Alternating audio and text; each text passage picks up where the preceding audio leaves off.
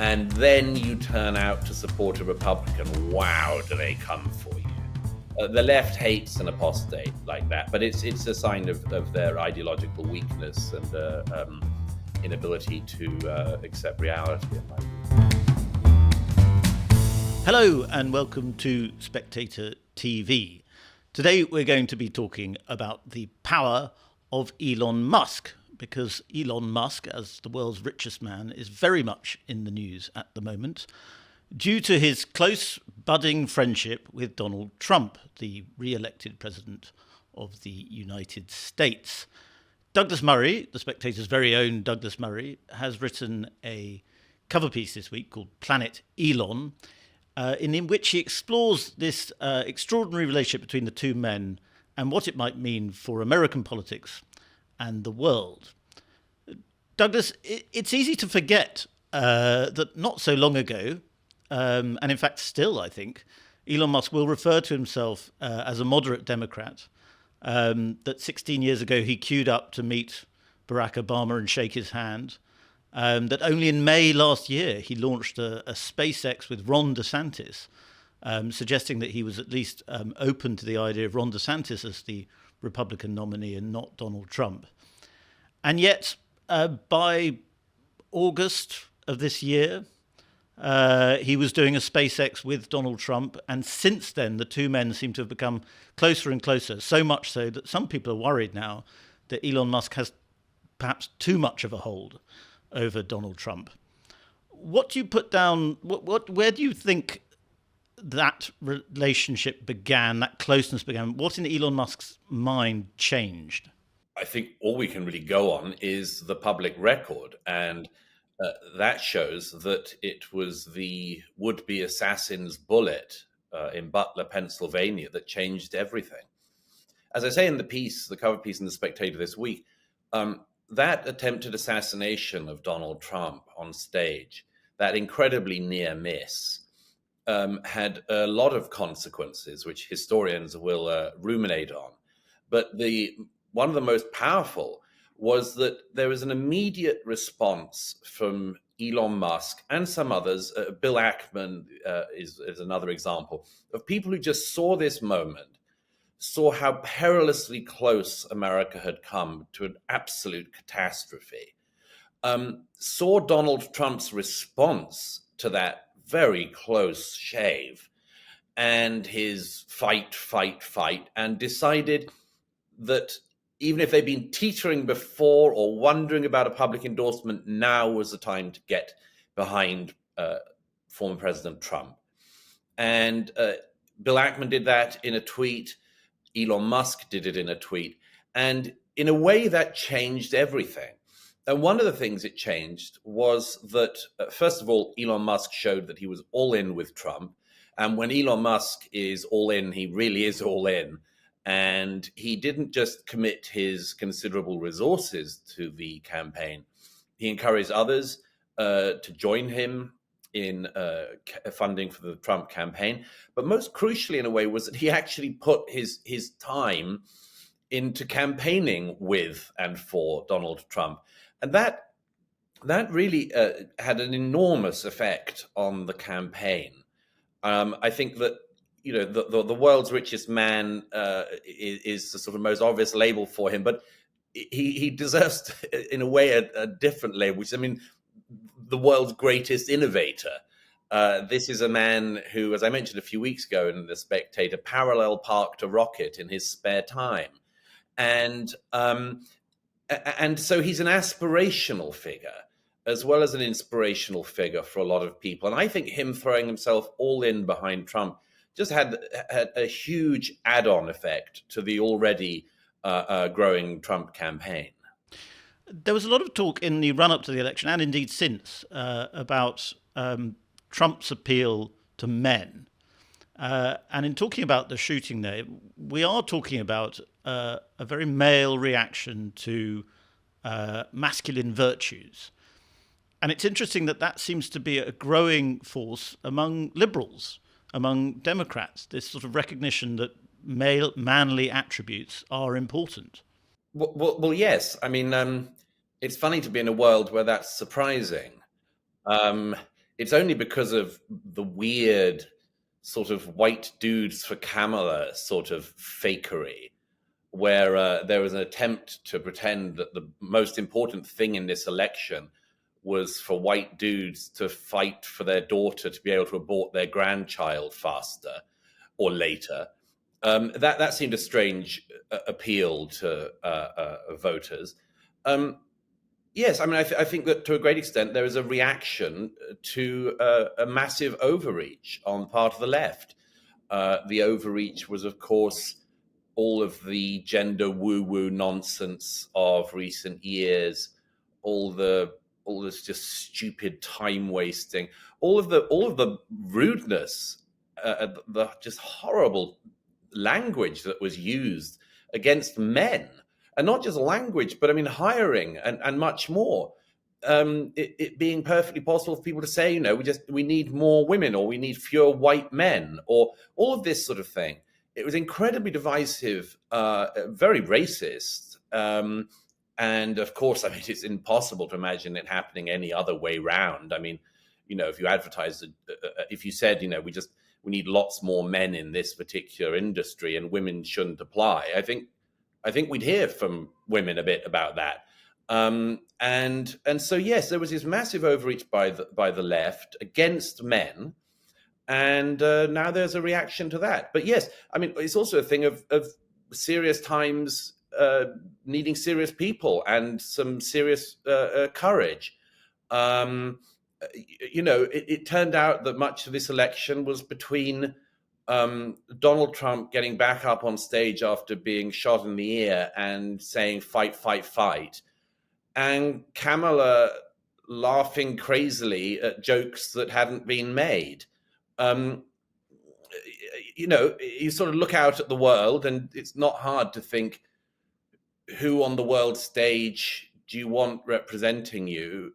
Somebody who talks tough, or somebody who seems, well, I mean, how can you say it without being sexist or being accused of sexism, but who, frankly, a lot of people in the American public thought seemed to behave like a wine mom, and always seemed to be a couple of glasses of Chardonnay down, and you just couldn't get anything out of, ideas-wise or policy-wise. Yeah, there was somebody who was a former supporter of Trump's, who I happened to be with shortly after the assassination attempt, and she was not for Trump in recent years. But I remember she said to me, that was so darn, masculine. That was so darn, alpha. That's what we need. Yeah. You talk about seriousness there, and obviously Elon Musk is a very serious businessman in terms of his success, and Donald Trump is a very serious politician, or businessman turned politician, in terms of his success. But there also is a deep silliness within both of them, and I don't mean that in a critical way.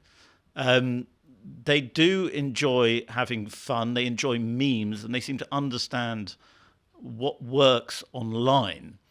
And is there this odd combination of sort of silliness and seriousness that seems to be driving the new Trump coalition?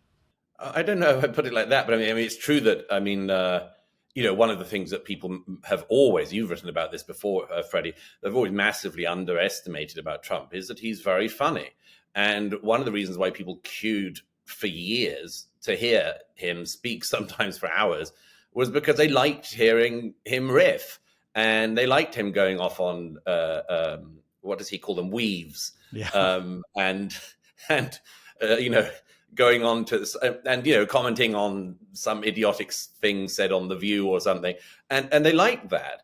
And of course, the Trump critics always sort of said, "Aha, he's rambling," or he said this thing. They took things that he said that were obviously jokes, and they made them into just literal claims, which they could then attack him on, like the claim that when he said, Russia, are you listening? I want Hillary's emails, sort of thing. It was a joke, and the Democrats some years ago sort of decided to make that into oh my gosh, this is the candidate actually begging the Russians publicly to hack the Democrat. I mean, it was. So there's lots of things like that they underestimated Trump on, and Elon Musk, I mean, it's a bit different. He's very open about the fact that, as he's occasionally said, his side hustle is as a comedian. Yeah, he's one of those sort of tech people who understands memes. He understands better than anyone. He understands not just the internet, but internet culture, social media culture, and he's obviously had an enormous amount of fun for many years now, riling people up with some of that stuff. I mean, Elon Musk only needs to retweet something, and the whole British commentariat and some of the Labour Party would go completely bananas, and it becomes a news story in the UK. Well, first of all, Douglas, I think you need to work on your weave. I've been meaning to say this to you for a while. Your answers are far too direct. You need to master the weave. Secondly, I wanted to say, without getting po-faced about this, because obviously the silliness is fun, and Elon Musk is an entertaining figure as well as a very interesting one. But there are some legitimate concerns, are there not, with having the world's richest man being quite so intimately involved as he seems to have been in recent days with an incoming American administration. I mean, there are inevitable conflicts of interest there. And it's not just boring liberals who are upset about that. Sure, absolutely. But I mean, the president-elect can have who he wants on his team. And I mean, when it comes to the Department of Government Efficiency, which Elon Musk, along with Vivek Ramaswamy, looks like he will be in charge of. This is a very serious project, and it does actually need an outsider to do it. This is something which the so-called conservative government in the UK and the past 14 years occasionally tried to do, which was cut government waste. They were never very good at it. And one reason why was because they tended to have people who had never been in business in government being advised by civil servants who didn't particularly care about business. And it was very hard to do things like cutting government waste. That's why the NHS is about the biggest employer in the world, apart from the army of the Chinese Communist Party. I mean, but in America, this is a very serious problem. America has a deficit roughly equivalent to roughly equivalent to Spain's annual budget.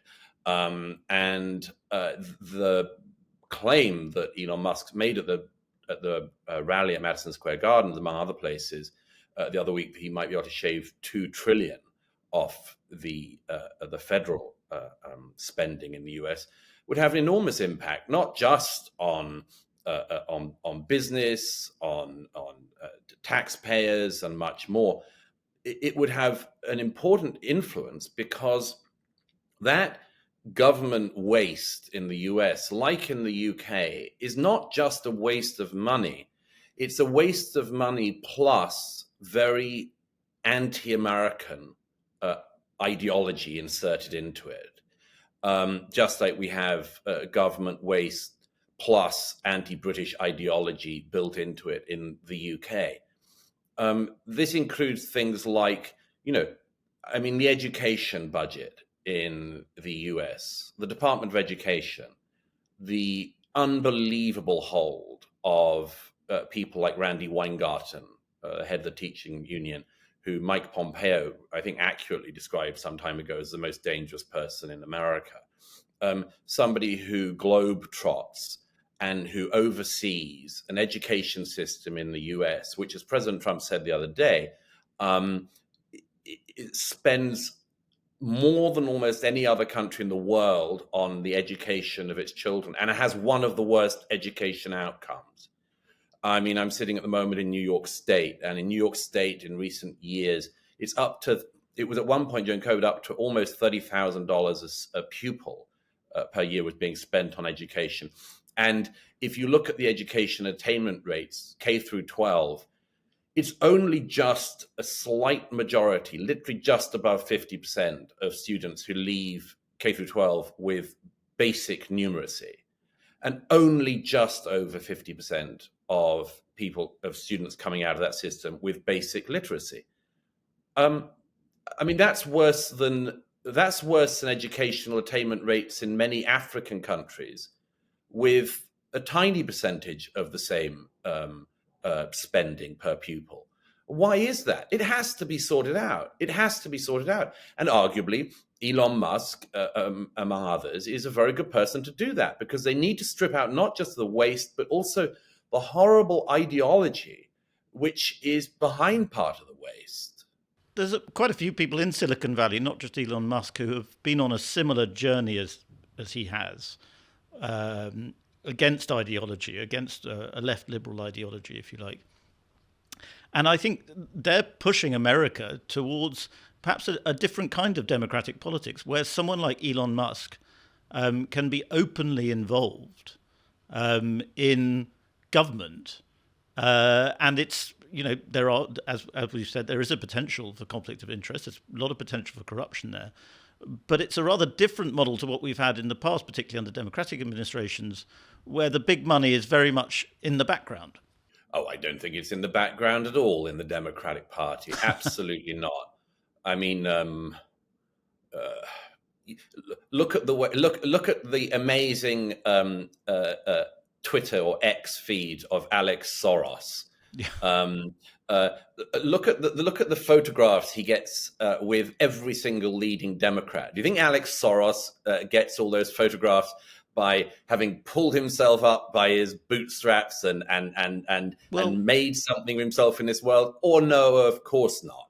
I mean, the money in the Democratic Party and the ideology of it has been at least as obvious as this. So no, I mean, that is nothing new. As for Silicon Valley figures, I mean, since Silicon Valley is responsible for so much of the success of the stock market, why would you not want the highest people involved in the highest performing companies in the world to have some say in government, at least to advise it? I mean, it would seem to me to be obvious. I mean, only in Britain do we have this idea that you should invite the biggest dolts and failures in your country to advise the government. Britain, has these convulsions over, gosh, what will we do without Sue Gray? Meantime, it's a good idea to have the best and brightest and most successful figures advising government. Yes, absolutely. But there is perhaps a tension, is there not, between, if you think about the biggest Silicon Valley successes, they are companies that are huge in size, but not necessarily in the number of jobs they create. And if you have... Well, that's not true with Tesla. I mean, Tesla's an amazing job creator. That's not true of Tesla, and it's not true of SpaceX. But generally, something like Google or Twitter, X, which Musk now owns, doesn't actually need that many employees. Oh. And yet it's a very powerful and lucrative company. I just wonder if there will be a tension between Silicon Valley people being so involved in government and a Trump administration that's committed to reindustrialization. I don't know. We'll see. I mean, there's always tensions. But no, I mean, I don't think so. I think that people will... I think the most important thing you can do is to have a government of as many talents as possible. And, would that we had that in the UK. I think there was a very interesting point that a number of people, including Miranda Devine in the New York Post, pointed out, I think around the time of Madison Square Gardens, actually, which is how interesting it was seeing the array of people who were on stage with Trump this time. It wasn't just family, it wasn't just Republicans. It was sometimes quite bewildering and often very funny array of people. And I'm assuming, by the way, that Hulk Hogan, who gave a rip-roaring performance at Madison Square Gardens, I'm assuming he won't have any actual role in the administration. But it was very interesting watching, the coalition. Somebody presented, I think it was Miranda, as like the X-Men or the Avengers or something.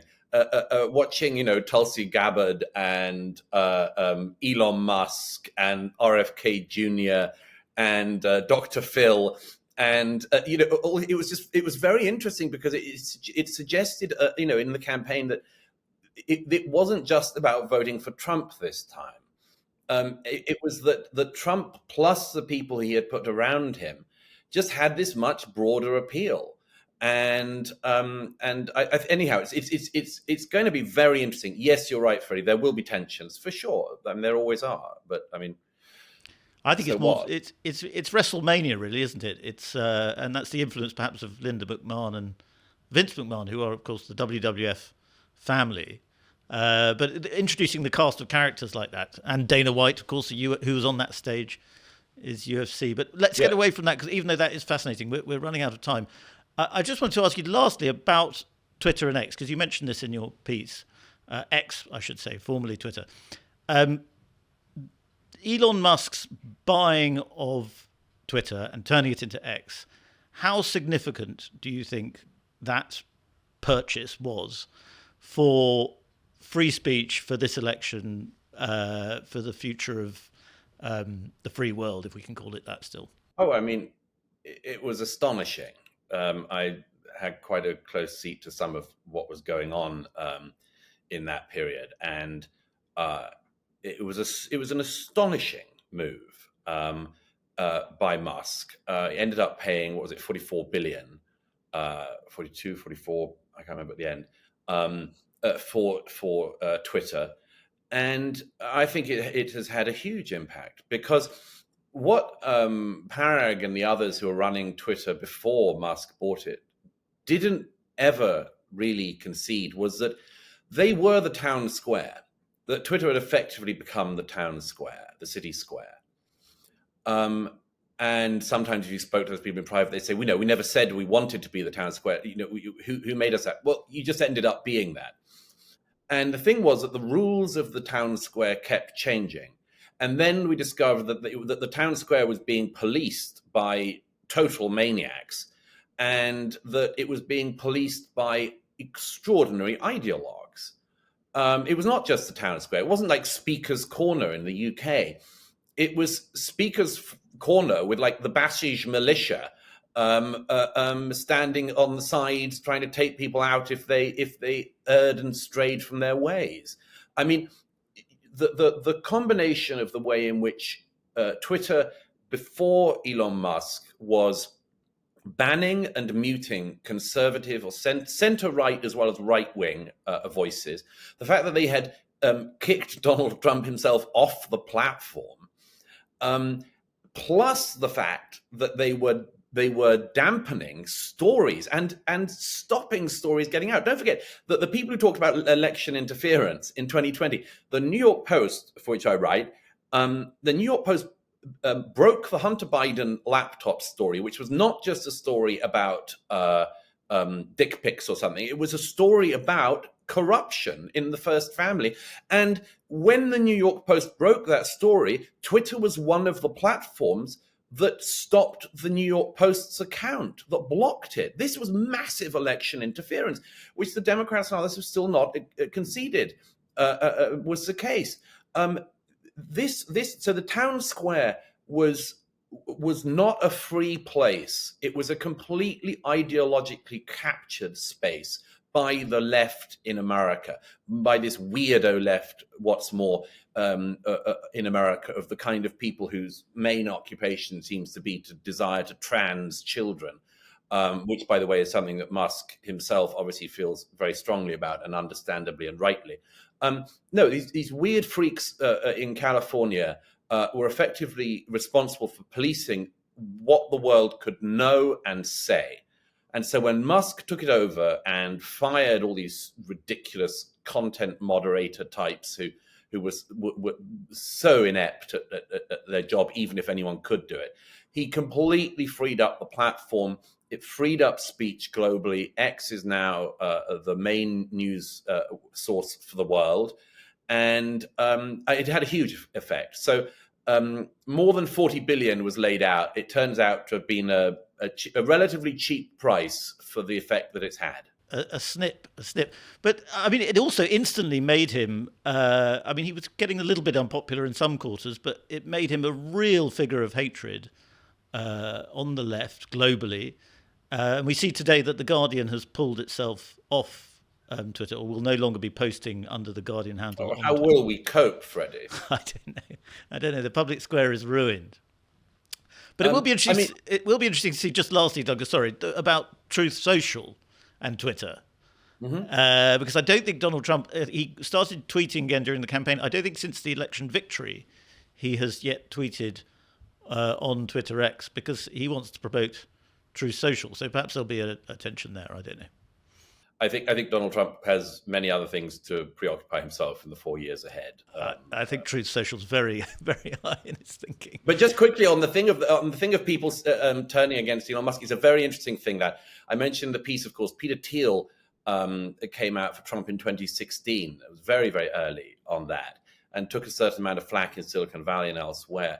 But the hatred expressed about Elon Musk on the left is the hatred that the left always has of somebody who they think is an apostate. It's much worse. If you're always a conservative, they hate you less. If they thought you were once their guy, like you were the ones doing the green cars, and then you turn out to support a Republican, wow, do they come for you?